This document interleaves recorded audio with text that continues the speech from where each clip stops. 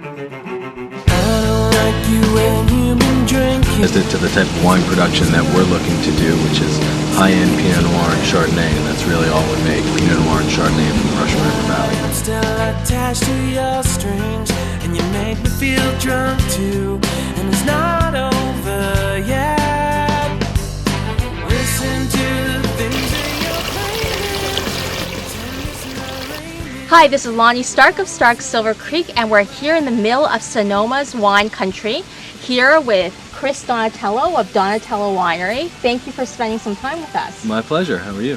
Good, good. So today is an exciting day. It's a Sunday and one of your Live from Middle Reach concert series events. That's right. Every Sunday we do a Live from the Middle Reach concert. They're free shows and they run from 1 to 4 p.m. It's a lot of singer-songwriter type music. Let's talk a little about Donatello Winery. When did you get started and how are you involved? Obviously the last name suggests you are the owner. I am the owner. I do have a business partner, and we got started in 2006. That was our first vintage, and so this will be our third one, and in the time in between we've redone the winery. We took over an old winery and spruced it up and modernized it and kind of customized it to the type of wine production that we're looking to do, which is high-end Pinot Noir and Chardonnay, and that's really all we make, Pinot Noir and Chardonnay from the Russian River Valley. And we kind of looked at where we are, which is on West Side Road in the Russian River, and this is the Rodeo Drive of Russian River Chardonnay and Pinot Noir. How did you get involved? You were from New York, and now all of a sudden you decide the weather's much better here, right? The weather's much better here. But you know, I worked in New York as a wine and spirits salesman, manager, marketer throughout my career, and a couple years ago I had the opportunity to come out here and to take over this facility and to do my own thing. And you know, I spent so much time in New York looking at all the sales and marketing that were coming out of California, saying, I really think I can do better than that. I really think these guys are making Kool-Aid, right? You kind of do, wow, but I put my money where my mouth is and packed up the family and moved west, and here we are. We produce between 5,000 and 6,000 cases depending on the vintage, and most of the wines are sold directly through the tasting room. We are in some restaurants, especially up and down the East Coast and in major markets like Boston and New York and DC. And as I said, in those markets, we're selling to restaurants more than we are to wine shops. But there, of course, are a few fine wine shops that carry the wines as well. So let's go and take a tour of some of your facilities here, and also let's see sort of the backstage of what's going to happen tonight at the Live from Middle Reach event. Sounds great. Let's go for a walk.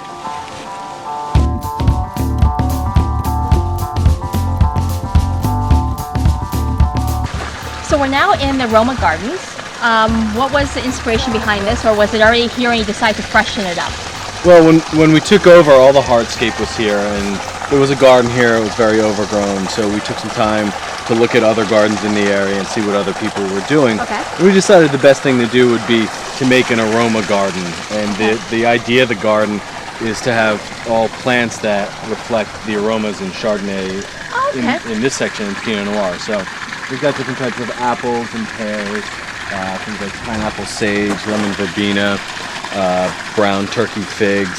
So people can actually come in here, and when they say something smells like figs or smells like apple, they can actually come and do some sensory sort of training here. Exactly. Okay. That's the idea. And this is the Chardonnay area. This is the Chardonnay area, and we encourage people to walk through with a glass of wine. And now we get into the Pinot Noir section, and we've got raspberries. We've got black, gold, red raspberries. We've got strawberries. Again, the pears carry all the way through.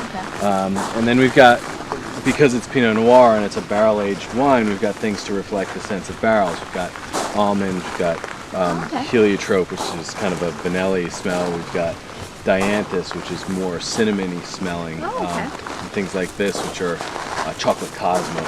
And so is this all just sort of ornamental, or do people actually eat any of it, or do you use it for your bar? You know, people come in, especially regulars, and they leave. You know, we had one person come out and they brought a whole bunch of peaches home. They made peach cobbler for the tasting room staff because they're wow. regulars and they come on a regular basis, and they're seeing the same people. A lot of people will come, they'll take a pear or two, and they'll go home with them, and we're more than happy to allow that to happen. The stairs, we have all these herbs planted, and we've got different thyme, types. right? We've got thyme, we've got oregano, and they're different types of thyme. There's like a lavender thyme, there's lemon thyme. They're different, and we want people as they walk up and down the stairs to be stepping on these to help release all the aromas that are in those different herbs. This is the Maddie's Vineyard. The estate's about 14 acres. We've got about 3.5 acres planted. So we're just getting through veraison. We've got all the grapes are pretty much red now, and in another week or so we're going to be picking those. We've got some second crop, which always gets pushed out. Fruit, yeah. This is all your Pinots, right? This all goes into the Maddie's Pinot, and then we have another vineyard about 10 miles south of here, which is the Floodgate Vineyard. It's down in Forestville. We're now going into the Donatello tasting room. Come on in.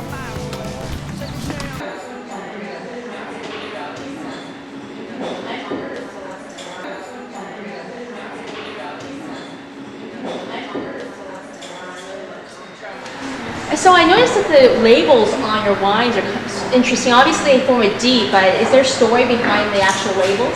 Well, there is a story, and it's an interesting story, but it's kind of long. Okay. So, if you come by, I'll be happy to tell it to you, but I'm not going to go into it right now. Okay, definitely. And we'll catch you after we're at the live from Middle Reach, and you can tell us over some wine later. That sounds great. Okay, awesome. So let's go down here. Let's take a look at, this is part of the production facility. This is a large part of our production facility. This is basically where we make our white wines. All the closed top tanks, usually the smaller ones are what we're using, and then we use a couple of these larger ones when we're making our blends and getting ready to bottle. So this is the room with all of the canisters, I guess, or tanks, right? Tanks. You're welcome. So this is where we do all our production. This is where it starts anyway. When the fruit comes in, we keep it in a cold box overnight, and then it gets brought up here, and you'll see we have a big hopper which vibrates, as well as a vibrating table. And we'll have people on either side of this table sorting through, looking for really anything that doesn't belong, leaves or stems or bad clusters. Comes off the end into our destemmer, and then there's a berry sorting table, and we'll have a couple people on either side of this looking at every berry before it goes into a bin to get fermented and become part of our wine. Once we've filled our barrels, we can open up the doors at the bottom and scoop out all the skins into a basket like this. And that goes into that press. So this brand new still will be our basket press. It's all shiny still. Isn't it? We're the envy of the neighborhood. Everybody wants one. So what kind of season are we having? When do you expect the grapes to be ready to go through this process this season? We've had a little bit come in, just over a ton, and over the next 2 to 3 weeks we're going to really see a landslide of fruit coming in. This is the calm before the storm. It really is.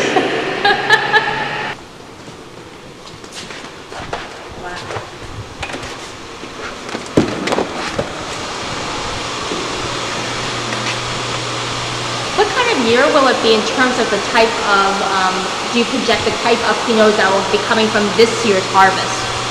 We're looking at a really good harvest. We're harvesting a little early, but part of that is because we've had such great weather.